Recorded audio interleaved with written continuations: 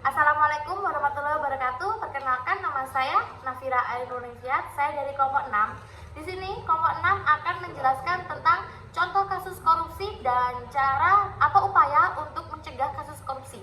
Oke, baik, di sini saya langsung memberikan contoh kasus korupsi yang ada di negara Indonesia kita sendiri, di negara kita sendiri. Yang pertama itu di sini kita mengambil kasus korupsi Gubernur Sulawesi Selatan. Nah, kita langsung saja mulai dengan biodatanya. Biodatanya di sini ada Nurdin Abdullah. Nah, Nurdin Abdullah itu siapa sih? Nurdin Abdullah lahir di Parepare, Sulawesi Selatan, 7 Februari 1963. Umurnya 58 tahun, adalah Gubernur Sulawesi Selatan periode 2018 sampai dengan 2023. Nah, sekarang kenapa Nurdin Abdullah itu kok terseret sebagai kasus korupsi di Sulawesi Selatan? Di sini ada penangkapan. Penangkapannya itu pada Sabtu 27 Februari 2021, Nurdin Abdullah ditetapkan KPK terkait dugaan suap proyek. Keesokan harinya, KPK menetapkan Nurdin Abdullah sebagai tersangka. Nah, untuk latar belakang dari kasusnya sendiri, yaitu dalam kasus ini Nurdin diduga menerima suap dan gratifikasi dengan nilai total 5,4 miliar rupiah terkait proyek di lingkungan Pemprov Sulawesi Selatan.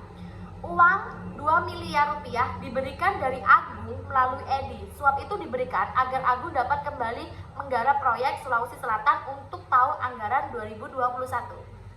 Nah, pasti kalian akan sedikit bingung ya. Di sini saya jelaskan yang pertama, tersangka yang pertama itu ada yang bernama Agung. Nah, Agung itu siapa sih? Di sini Agung itu sebagai kontraktor. Jadi kontraktor dari sebuah proyek. Dan yang kedua itu ada Edi.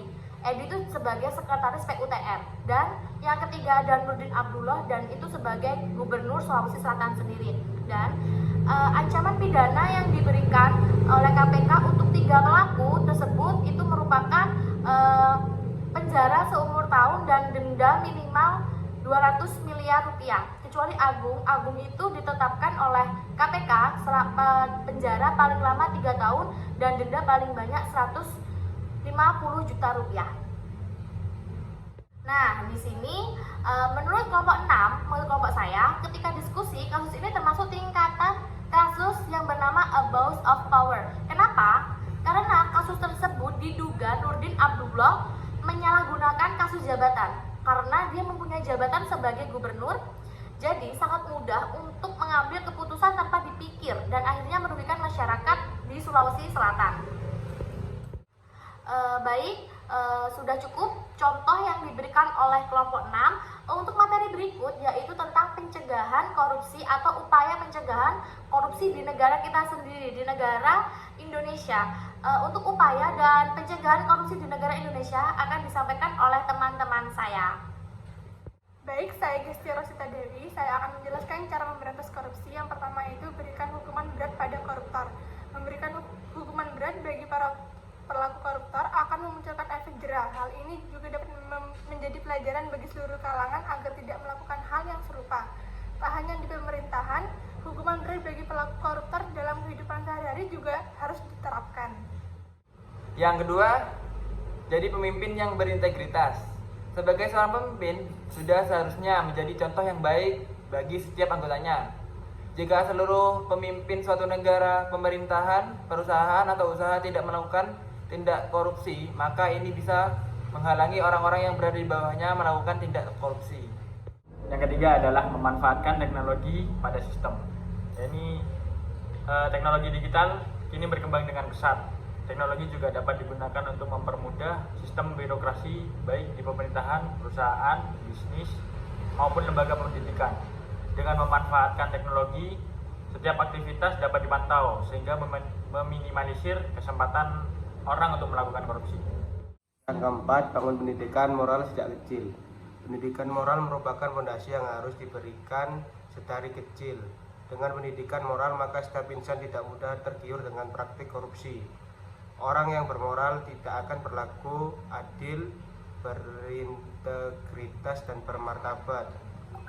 Mereka menyadari bahwa perbuatan korupsi akan merugikan orang lain. Yang kelima itu tanamkan nilai religi secara intensif. Itu sudah bukan rahasia lagi jika menanamkan nilai religi dapat berperan memberantas Setiap agama pada dasarnya tidak pernah mengajarkan perbuatan. Maka orang-orang yang beriman biasanya tidak akan terjebak dalam tindakan korupsi. 6. Ada supremasi hukum yang kuat. Kekuatan hukum sangat diperlukan untuk menegakkan keadilan. Ketika hukum tidak berfungsi, bagaimana fungsinya, maka kepercayaan publik akan hilang. Dengan membangun supremasi hukum yang kuat, maka pelaku-pelaku koruptor tidak menemukan celah untuk melancarkan aksi mereka. Yang ketujuh, menutup celah internasional.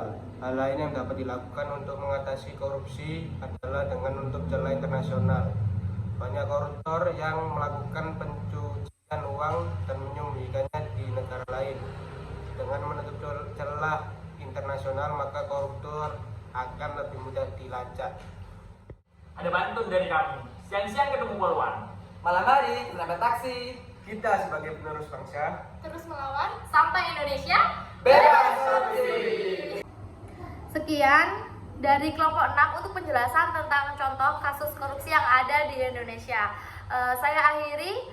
Wabillahi taufiq wal hidayah. Wassalamualaikum warahmatullahi wabarakatuh.